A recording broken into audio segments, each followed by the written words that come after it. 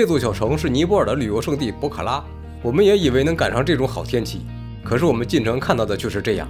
和我们一起看看不一样的旅游胜地能怎么玩吧。天有点阴天了，不过也挺好。如果不下雨的话，一会儿我们去坐船就很舒服了，也不晒。我在前面看到了一个苦行僧，可以过去蹭2张照片。这后面的也就是我们的午餐厅。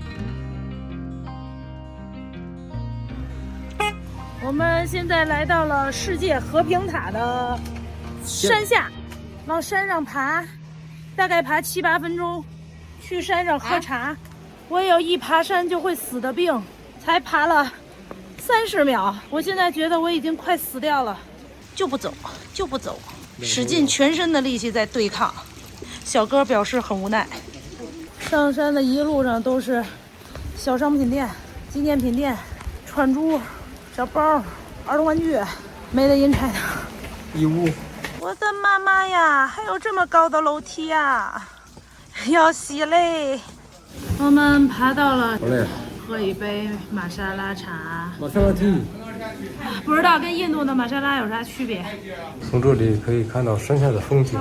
玛莎拉蒂很烫，刚煮好的，比在印度喝的那个还略微淡一丢丢。和咱买的那个茶一个味儿。学会怎么煮了，回家咱也煮。原来得煮那么半天，好麻烦。我们喝完了茶，准备上去看看世界和平塔。这塔，日本、尼泊尔、泰国和斯里兰卡合前修建的。在日本，他们也有一个和平塔。那个塔我们之前去日本都看过。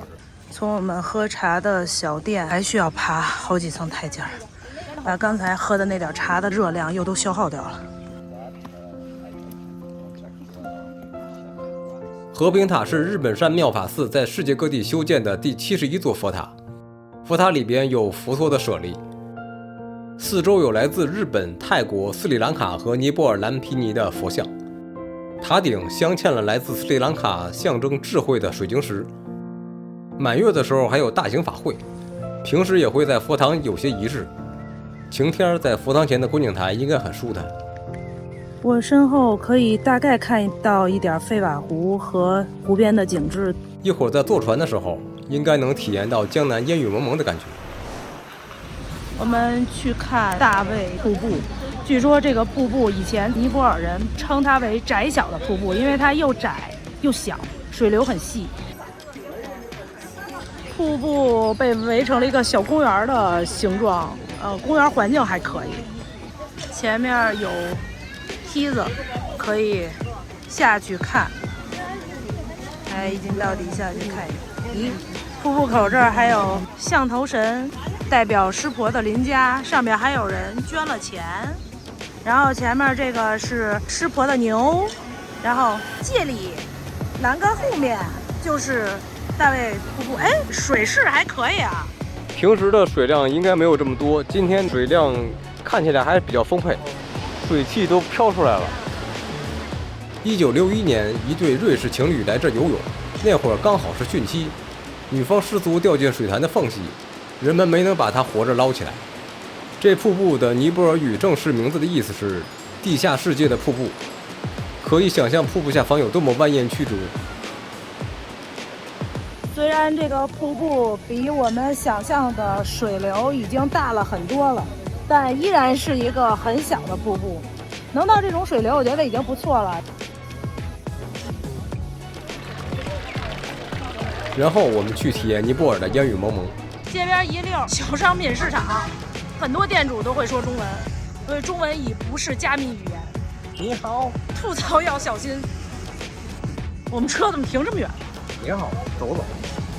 博卡拉作为著名的旅游胜地，看起来街上也就一般吧，不像想象中的那么，也就是咖啡店多点儿，纪念品店多一些。不过人们都还很热情。很快我们就到了码头，因为雨停了，可以坐船了。它这儿是下雨不让坐，价格是单人750卢比。就坐这样的小彩船，不知道我们是坐有棚棚的还是没棚棚的。当地的船员在打扑克，真悠闲呀。哎呀，这个椅子，这椅子是湿的，然后来看一下这个，是工作人员站这儿采吗？小鸭子船有让我们想到了魔兽世界里哥布林。我们乘着雾气在湖面上泛舟。这个湖水真的是刚下完雨之后太昏了。我们发现我们只有一个工作人员在采，很辛苦啊。一个人要登船，还要控制。即便是魔兽世界里的飞艇，也是2个哥布林在采。志愿者出现了，小神儿，这边水泡泡。哎，那边景儿哎，可以。我们换岗了，用力，加油努力。蹬一会儿腿就开始酸了，然后关键是我现在觉得很热。志愿者已经第3次接棒。我们可以看到在山上刚才去过的和平塔，很小。我身后的那个就是湖心岛，还有点距离，上面有一个夏克蒂女神庙。下船，哎呀！我这整个来了一次大运动，现在估计心跳已经过140了，登来很费劲。哎，这儿有点少数民族的音乐，也不知道是什么。哎，小庙今儿好像开着门呢。哦。里边的主神是力量女神塔尔巴拉希。相传女神在夜晚化身成一名僧侣，然而村庄里除了一名老妇人都没人收留她，于是女神驱使洪水淹没了村庄，只留下中心的土丘。女神庙最早的记载是在15或17世纪，现在这座是2017年的。哦，钩嘴乌鸦。Hello，Namaste。旁边还有一个小佛塔，挂了好多铃铛。这个小岛就是这么一点点，就这么大一点。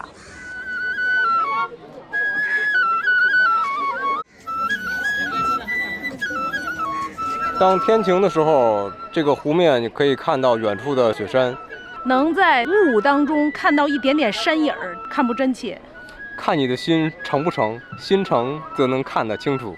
靠心来看，不要靠眼来看。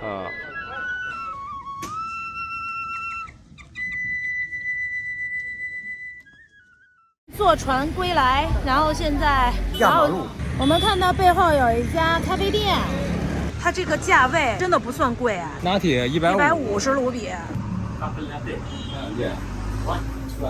他们家店的咖啡味儿还是挺好闻的。有酒。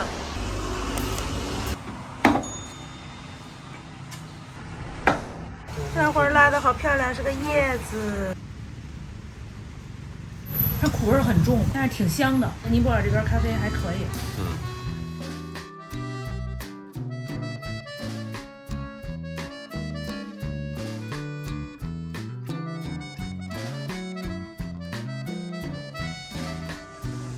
咖啡喝完了，雨也停了，我们继续出来溜街。城市还没来得及变得喧嚣，雨后的空气让我们感觉到博克拉的浪漫。我们在一条小街里看着一家苍蝇馆子，快餐店。有没有小脆球？它也有那个小脆球，叫什么帕尼？就这个。帕尼库利。就不知道人家现在卖不卖？走过来的店主打消了我们的疑虑。我们点了那个小脆球，准备尝一尝。店面的墙上都是湿婆的那种神话故事雕像，这边也是湿婆的画像。这家店的老板娘好像都不太会懂英文，虽然我们英文也不好，但是基础的她也不太懂，所以我们都连比划带画的，然后才能跟她交流。小脆球半成品，剥一个土豆。应该是煮熟的土豆，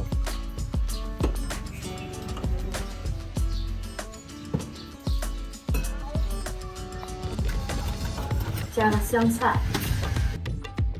咱们也等于是吃了10个脆球和1个土豆。这用没洗过的水，他刚刚接过电话。这是我们第一次在尼泊尔吃了印度的小脆球。把这个汁儿浇到这个球里，但它这个真的干净很多，它不是在那个汤里边泡。咦，在漏。好吃。那没觉得那个汁儿有啥奇奇怪怪的味道？你直接吃那个汁儿，感觉一下。就是带一点点酸，挺清爽的，没有那么浓的咖喱味儿。我觉得这边的口味可能还是相对清淡一点。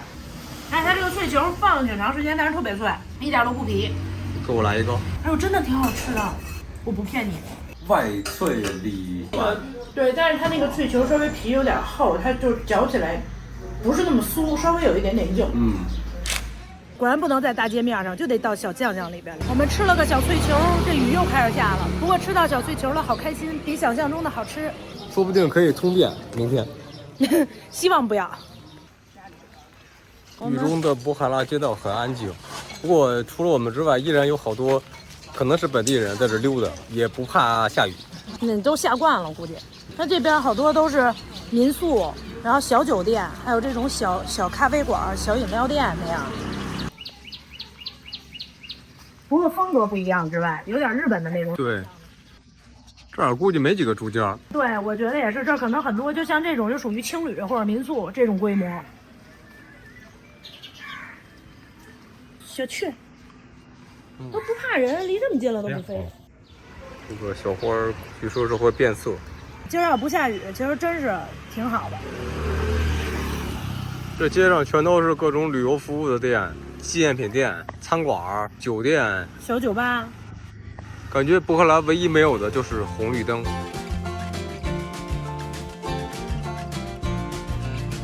吃过了晚饭的巴萨一汤，我们回到酒店。我们是和奇特旺住同一家酒店，据说是一个连锁酒店。这个房间异常的大，非常大。窗外，我觉得我在监狱里一样，外边是一个大灰水泥墙，外加铁丝网，然后对，还有这个，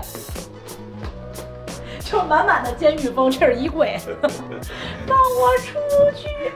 这屋是卫生间，影子照着像监狱。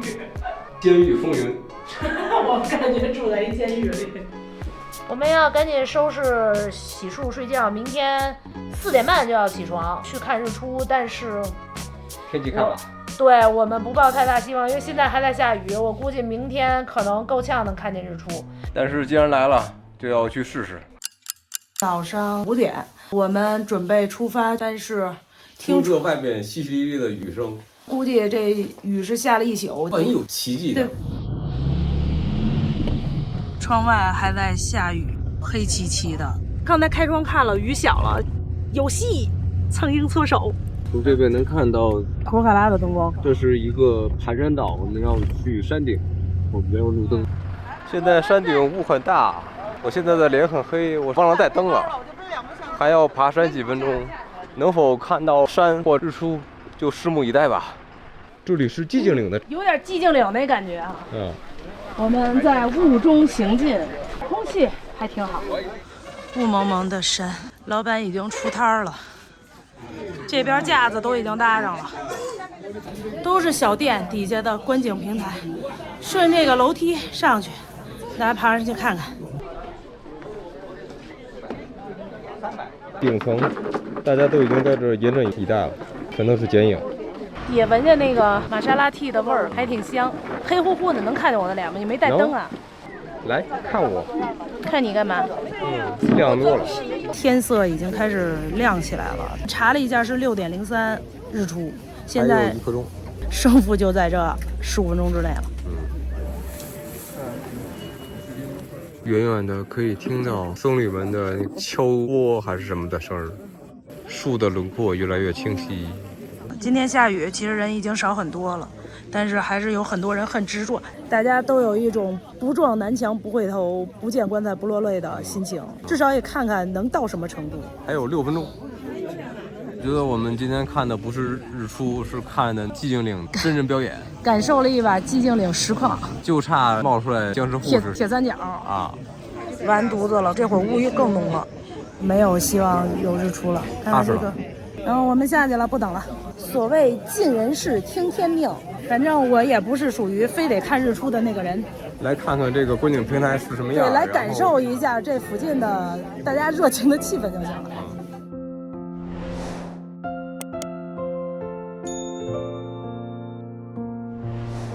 去日出拍了个寂寞，就是当早锻炼溜了个弯，爬了个山，现在去吃早饭。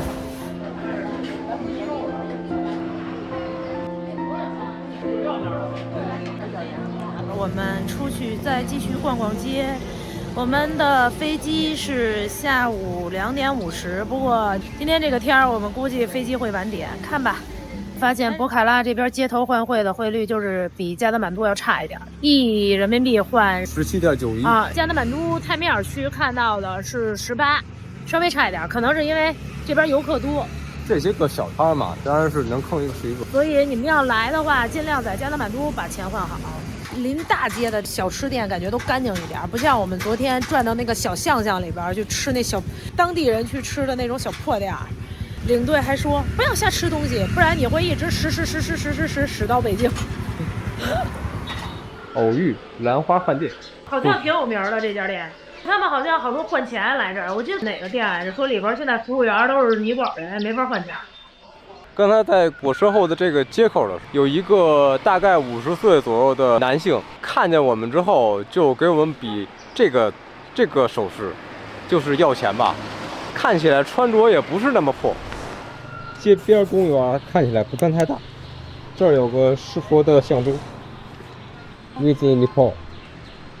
不知道是不是这河里产的鱼种？这周边的野生动物，什么还有牛，各种水鸟，然后底下是个垃圾场的牛。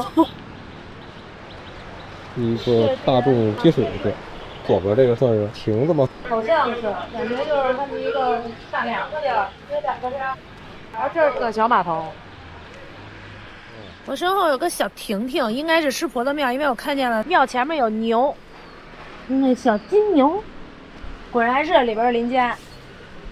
我刚刚发现这里有一个刻着湿婆脸的邻家，并且围绕着栏杆有一圈的邻家，全都是。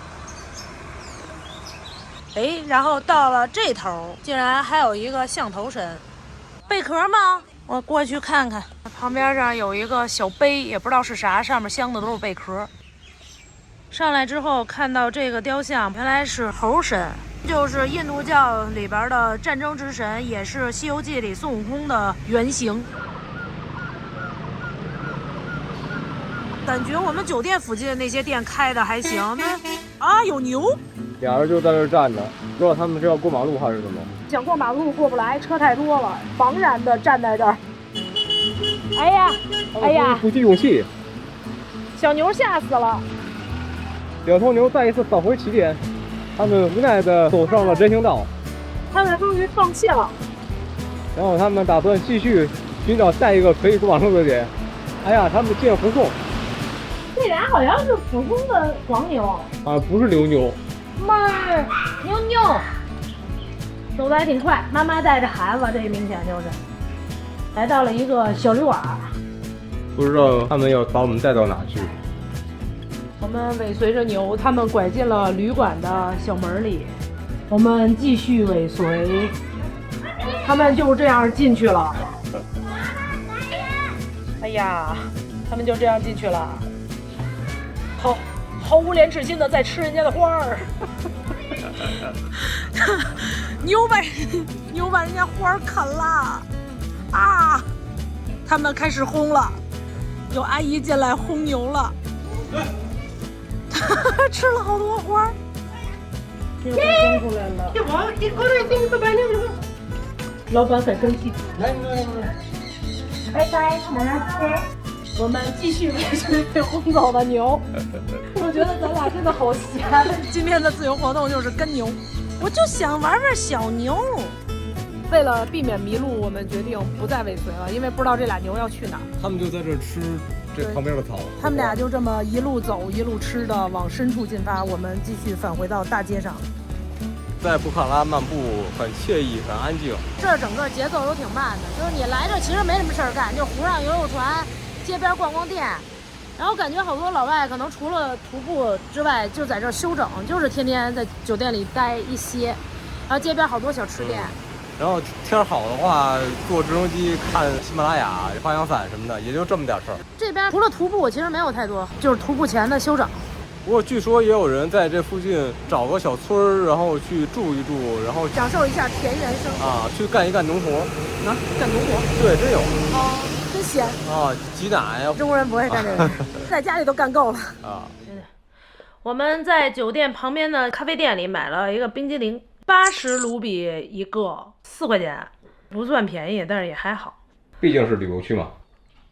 甜盖是优良传统，草莓香精，有点甜，奶味儿不是很浓。这挺像北冰洋的那个袋零的那个味道。对，就那味儿。听着外边的雨声，很惬意。我们现在去吃午饭，一会儿还不知道飞机能不能飞，因为今天上午的航班都取消了。如果要是不能飞的话，我们可能只能坐车回加德满都。顺利的话，9个小时就很痛苦。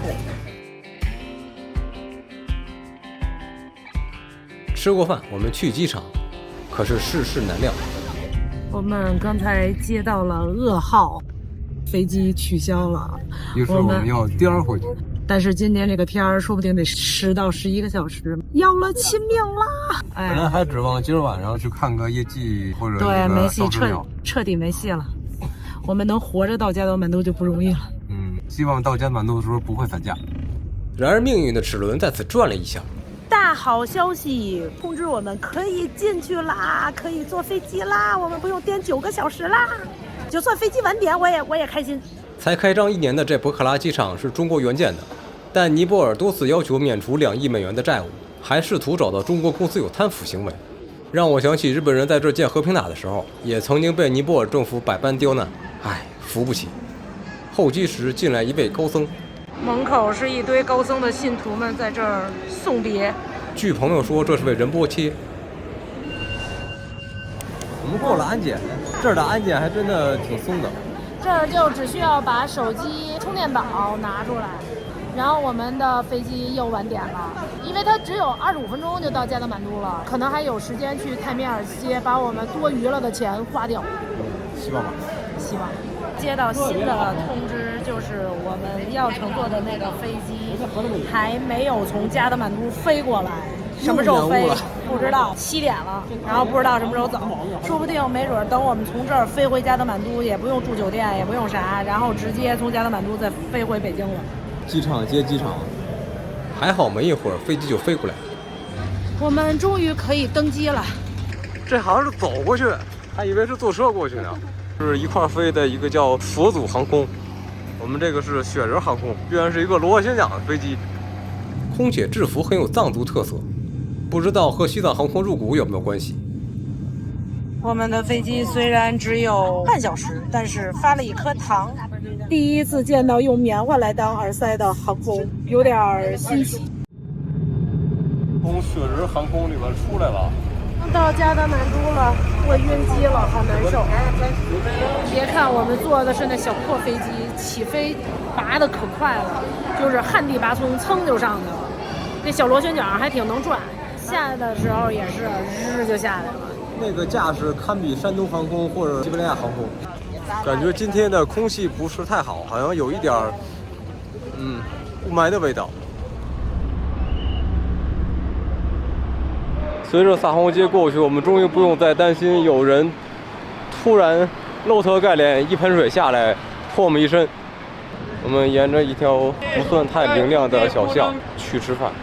终于到饭店了。饿死了。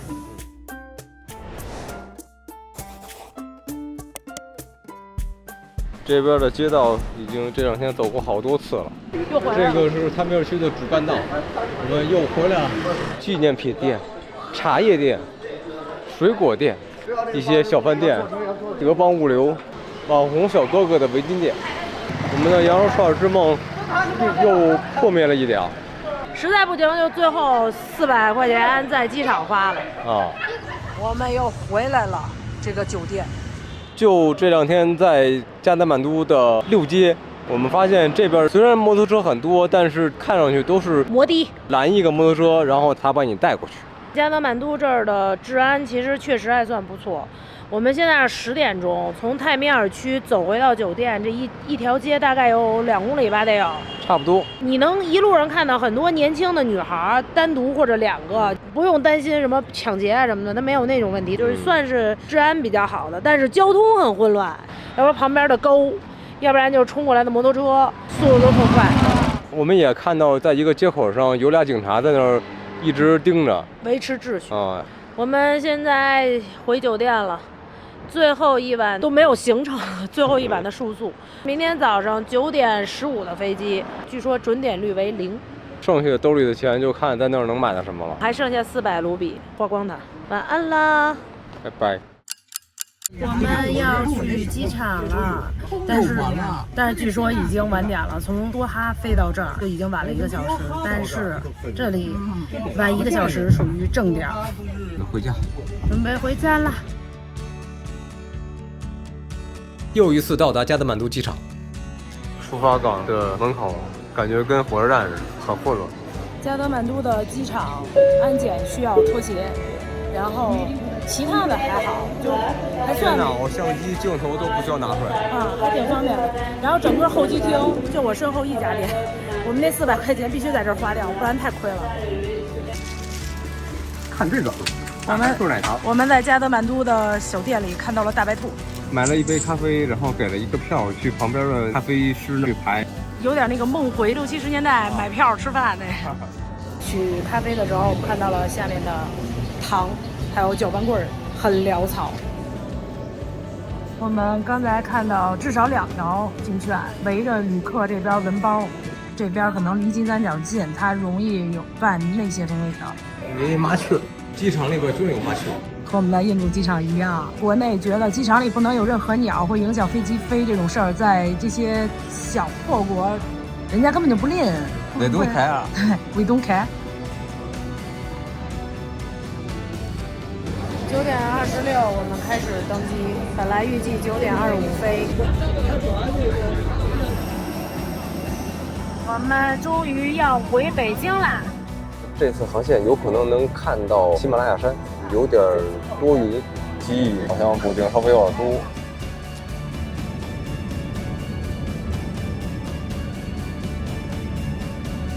借着团友的窗户，总算是第一次亲眼见到了珠峰。